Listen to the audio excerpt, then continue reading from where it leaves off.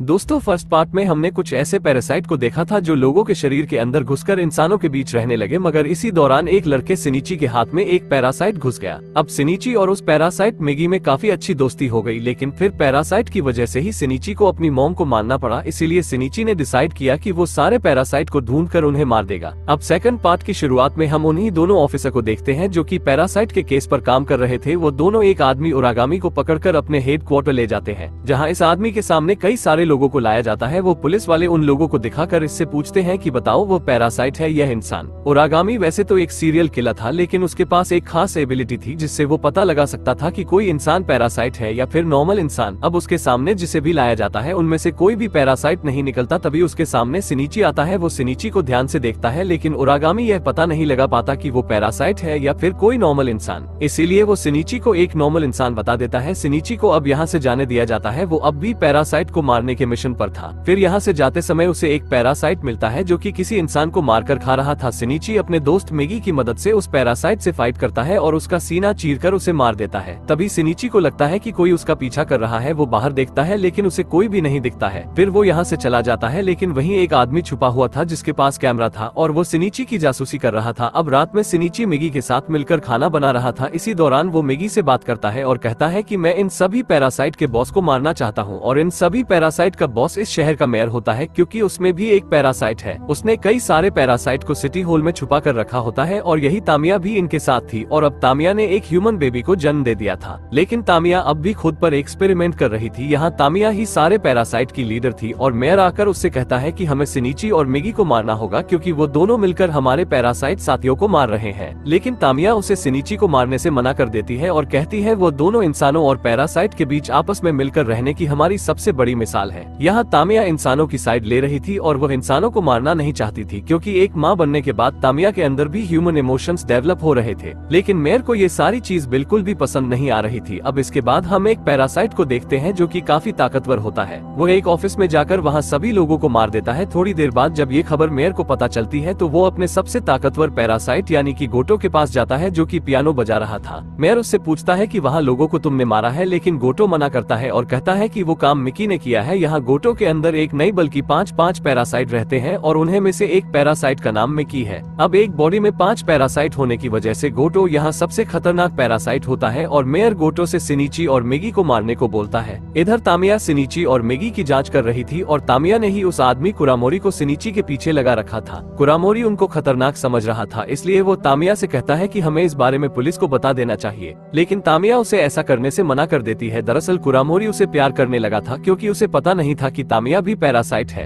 अब वो अपने घर आ जाता है, जहाँ वो अपनी बेटी के साथ रहता है, और उसकी वाइफ की कई साल पहले डेथ हो गई थी। वो अपनी बेटी से कहता है कि क्या तुम्हें नई मॉम चाहिए, लेकिन उसकी बेटी कहती है डैड मजाक मत करो, पहले अपनी शकल तो देखो, इस उम्र में आपसे कौन शादी करेगा। कुरामोरी अपनी बेटी की बात सुनकर उसको परेशान करने लगता है। अब नेक्स्ट डे हमें सातोमी को दिखाया जाता है, जो कि अब सिनिची की गर्लफ्रेंड है, लेकिन वो उससे नाराज थी क्योंकि उसने उससे यह बात छुपाई थी कि वो पैरासाइट से जुड़ा है और उनके बारे में सब जानता है। सातोमी उसे सुनाकर चली जाती है। अगले सीन में सिनिची को पता चल जाता है कि कोई उसका पीछा कर रहा है, इसलिए सिनिची मिगी की मदद से कुरामोरी को पकड़ लेता है। फिर सिनिची को उससे पता चलता है कि तामिया ने उसे उसके पीछे लगाया है। अब मिगी और सिनिची उसे बताते हैं कि तामिया खुद भी एक पैरासाइट है, बल्कि वो तो सबसे चालाक पैरासाइट में से है। लेकिन कुरामोरी इस बात पर विश्वास नहीं कर पाता। इसीलिए अब सिनिची तामिया से मिलता है और वो उसे कहती है कि तुम्हें सावधान रहना होगा, क्योंकि मेरे साथी तुम्हें मारना चाहते हैं। तामिया बताती है कि वो लोग अब भी इंसानों को ही मार कर खा रहे हैं। अब वो सिनिची से कहती है कि मुझे थोड़ा टाइम दो, मैं उन्हें इंसानों की तरह रहना और इंसानों जैसा खाना खाना सिखा दूंगी। लेकिन सिनिची कहता है कि अगर उन्होंने इंसानों को मारा तो मैं क्या करूं, क्या मैं ऐसे ही उन्हें जाने दूं। फिर तामिया से बात करने के बाद सिनिची वापस कुरामोरी के पास आता है, और उसने तामिया की बातें रिकॉर्ड कर ली थी, और सबूत के तौर पर वो कुरामोरी को रिकॉर्डिंग देता है। मिगी कुरामोरी को बताता है कि वही सारे पैरासाइट की लीडर है, और इस एरिया में मेयर के साथ साथ कई सारे पैरासाइट रहते हैं, तुम इन सब से दूर रहो। लेकिन ये सब जानकर कुरामोरी बहुत दुखी होता है और सारे पैरासाइट का पर्दाफाश करने के लिए मेयर से मिलने जाता है। फिर वहाँ से जाते हुए वो एक रिकॉर्डर लगा देता है, मगर मेयर का साथी पैरासाइट इसका पता लगा लेता है। फिर मेयर उसे कहता है कि अपने पैरासाइट को भेजकर इसे मरवा दो। अब इसके बाद कुछ पैरासाइट कुरामोरी के घर उसे मारने जाते हैं, लेकिन कुरामोरी वहाँ नहीं था, इसलिए वो पैरासाइट उसकी बेटी को ही मार देते हैं। कुरामोरी जब ये देखता है तो उसके अंदर बदले की आग जलने लगती है। वहीं दूसरी तरफ सिनिची कहीं जा रहा था, तभी मिगी उसे बताता है कि हमारे आसपास 5 पैरासाइट है। अब यहाँ वही पैरासाइट गोटो आ जाता है। मिगी उसे देखकर सिनिची से कहता है कि इसकी बॉडी में 5 पैरासाइट है, इसीलिए ये बहुत खतरनाक है। अब मिगी सिनिची से भागने को बोलता है। गोटो सिनिची पर हमला करता है लेकिन मिगी उसके बार से बचते हुए उसकी सिर को बॉडी से अलग कर देता है। पैरासाइट का दिमाग धड़ से अलग होने के बाद सिनिची और मिगी समझते हैं कि वो मर गया और वहाँ से चले जाते हैं, लेकिन तभी गोटो के हाथ से एक पैरासाइट निकलकर उसके सिर में आ जाता है जिससे वो वापस जिंदा हो जाता है। अगले सीन में तामिया को पता चल जाता है कि मेयर ने उसकी परमिशन के बगैर ही कुरामोरी को मारने के लिए एक पैरासाइट भेजा था। तामिया मेयर से कहती है कि भूलना मत, मैंने ही तुम्हें इलेक्शन जितवाया था और अब तुम मेरे खिलाफ जा रहे हो। यहाँ कुछ पैरासाइट भी तामिया के खिलाफ हो गए थे क्योंकि तामिया के अंदर ह्यूमन इमोशंस आ गए थे और वो इंसानों की साइड ज्यादा ले रही थी। इसीलिए मेयर अपने पैरासाइट को तामिया को मारने के लिए भेजता है। तामिया ये चीज समझ जाती है, इस कारण तामिया अपने बच्चे को बचाने के लिए उसे यही छोड़कर उससे दूर चली जाती है। इसके बाद जब वो तीनों तामिया को मारने आते हैं तो तामिया उन्हें एक ही झटके में खत्म कर देती है। लेकिन जब वो दोबारा अपने बेबी के पास जाती है तो देखती है कि उसके बच्चे को किसी ने किडनैप कर लिया है। तामिया को वहाँ एक नोट मिलता है जो कि कोरामोरी ने छोड़ा था और इसने तामिया के बच्चे को किडनैप किया। तामिया को बहुत गुस्सा आता है और वो सातोमी के पास जाकर सिनिची का नंबर लेती है और वो सिनिची को उस जगह आने को बोलती है जहाँ कुरामोरी उसके बच्चे को लेकर गया है। अब तामिया वहाँ आ जाती है और पीछे से सिनिची वहाँ पहुँच जाता है। वो दोनों मिलकर कुरामोरी को समझाने की कोशिश करते हैं कि वो उस बच्चे को ना मारे, लेकिन उसने तो बच्चे को ब्रिज के ऊपर से फेंकने के लिए पकड़ रखा था। अब देखते ही देखते यहाँ भीड़ जमा हो जाती है और वही दोनों पुलिस ऑफिसर जो कि पैरासाइट के केस पर काम कर रहे थे वो भी यहाँ आ जाते हैं। कुरामोरी तामिया का असली चेहरा सबके सामने लाने के लिए उसको धमकी दे रहा था। तभी तामिया अपना असली रूप दिखाती है और कुरामोरी को मार देती है। वो अपने बच्चे को तो बचा लेती है मगर इससे पुलिस समझ जाती है कि तामिया एक पैरासाइट है। वही दूसरी तरफ पुलिस को पता चल चुका था कि मेयर ने सिटी हॉल में कई सारे पैरासाइट को छुपाया है, इसीलिए स्पेशल फोर्स को सिटी हॉल की तरफ भेजा जाता है, जहाँ जाकर यह सारे ऑफिसर एक एक करके लोगों को बाहर निकालने लगते हैं और उनकी बॉडी को स्कैन करते हैं, जिससे इन्हें पता चल जाता है कि कौन इंसान है और कौन पैरासाइट। वो लोग पैरासाइट को पहचान कर उसे दूसरी तरफ ले जाकर मार देते हैं, लेकिन पैरासाइट ये सब समझ जाते हैं। एक पैरासाइट एक ऑफिसर को मार देता है जिससे वहाँ सब भागने लगते हैं। यही इनके साथ वही सीरियल किलर ओरागामी भी आया था और उसकी मदद से ये सारे ऑफिसर्स अंदर जाकर पैरासाइट्स को पहचानते हैं और एक एक करके उन सभी पैरासाइट को मार देते हैं। फिर ये सब मेयर के पास जाते हैं। मेयर यहाँ हर एक नेता की तरह एक भारी भरकम स्पीच देने लगता है और कहता है कि तुम्हें क्या लगता है कि यह तुम्हारी जीत है। मेयर कहता है कि इंसानी असली मॉन्स्टर है जो कि अपने फायदे और अपने आप को बचाने के लिए दूसरी प्रजातियों को मार रहे हैं। यहाँ मेयर की स्पीच खत्म होने पर पुलिस ऑफिसर उसे शूट करके मार देते हैं, लेकिन फिर ये सब देखते हैं कि मेयर तो कोई पैरासाइट ही नहीं था,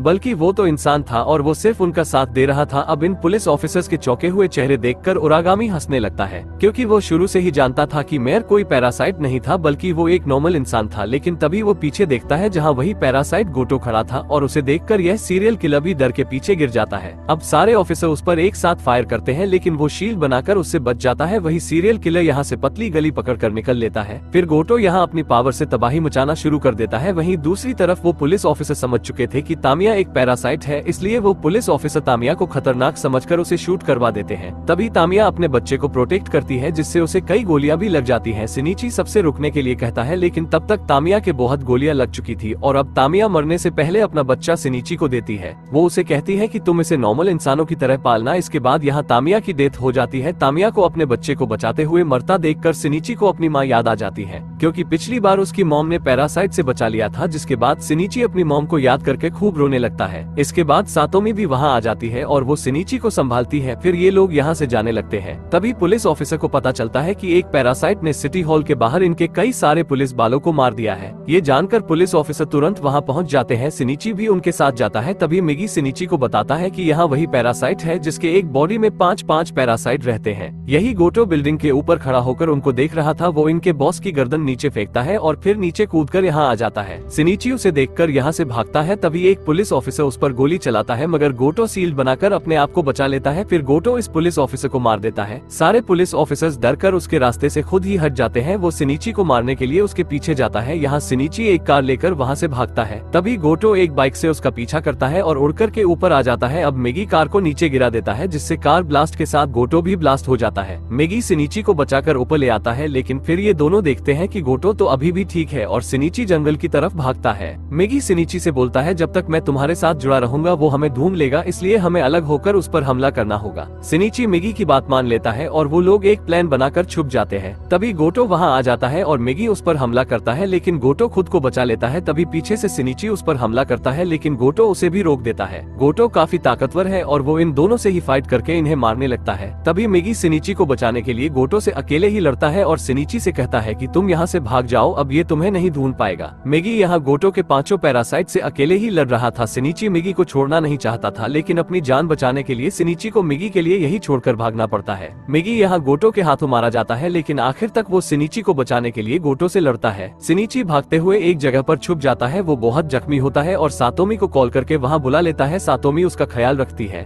लेकिन फिर अगली सुबह शिनिची देखता है कि मिगी के कुछ शेल्स अभी भी शिनिची के अंदर ही हैं, क्योंकि पिछली बार शिनिची को बचाने के लिए मिगी ने उसके शरीर में अपने कुछ शेल्स छोड़ी थी और उन शेल्स की मदद से मिगी फिर से उसके हाथ में आने लगता है। ये देखकर शिनिची समझ जाता है कि गोटो अब उसे फिर से ढूंढ लेगा, इसलिए वो सातोमी को यही छोड़कर गोटो के सामने जाता है और गोटो को पीछे आने बोलकर भागते हुए एक फैक्ट्री में आ जाता है जहाँ पर कचरा को जलाया जाता है। शिनिची यहाँ आकर गोटो से फाइट करने लगता है। फिर शिनिची गोटो के अंदर एक लोहे की रोड घुसा देता है, लेकिन इससे गोटो को कुछ भी नहीं होता। गोटो उसे निकालकर शिनिची से कहता है कि इससे मुझे कुछ भी नहीं हो सकता। गोटो कहता है कि वो सारे इंसानों को खत्म कर देगा, क्योंकि इंसान ही इंसान के सबसे बड़े दुश्मन है। ये कहकर गोटो शिनिची पे हमला करता है, लेकिन मिगी का अंश गोटो को रोक देता है। फिर अचानक गोटो के अंदर से मिगी निकलकर कहता है कि मैं उसके अंदर चला गया था, ये मेरा प्लान था। उसके बाद गोटो शिनिची को मारने की कोशिश करता है, पर मिगी उसको बचा लेता है, लेकिन तभी गोटो को कुछ होने लगता है। फिर मिगी शिनिची को बताता है कि जो रॉड तुमने गोटो को मारी थी उसमें कई सारे केमिकल और जम्स थे, जिस कारण सारे पैरासाइट खुद को खतरे में समझकर उसकी बॉडी से अलग हो रहे हैं। अब देखते ही देखते गोटो की बॉडी से सारे पैरासाइट अलग हो जाते हैं और सिर्फ सबसे खतरनाक पैरासाइट की बॉडी बचती है। फिर शिनिची उस बॉडी को उठाकर आग में फेंक देता है, जिससे वो भी जलकर मारा जाता है। अब हम कुछ समय बाद का सीन देखते हैं, जहाँ सब कुछ ठीक हो चुका था। लोग पैरासाइट को भूल रहे थे और लोग वापस से आम जिंदगी जीने लगे थे।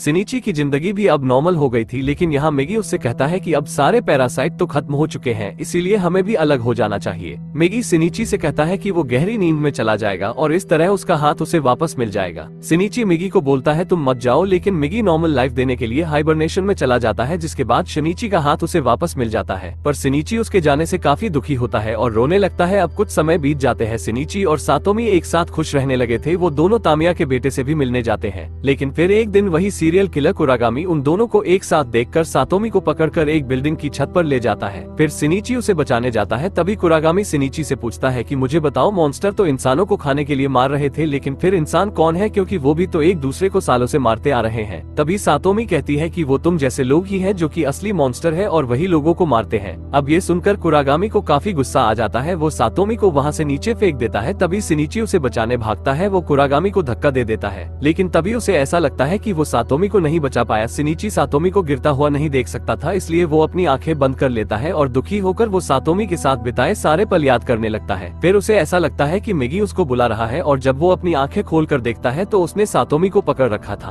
अब वो सातोमी को ऊपर खींच लेता है। शिनिची को लगता है कि मिगी उसके हाथ में वापस आया और उसने सातोमी को बचा लिया और यहीं पर ये मूवी खत्म हो जाती है। उम्मीद करते हैं कि आपको ये मूवी पसंद आई होगी। वीडियो अच्छी लगी हो तो लाइक, शेयर और चैनल को सब्सक्राइब करना ना भूले।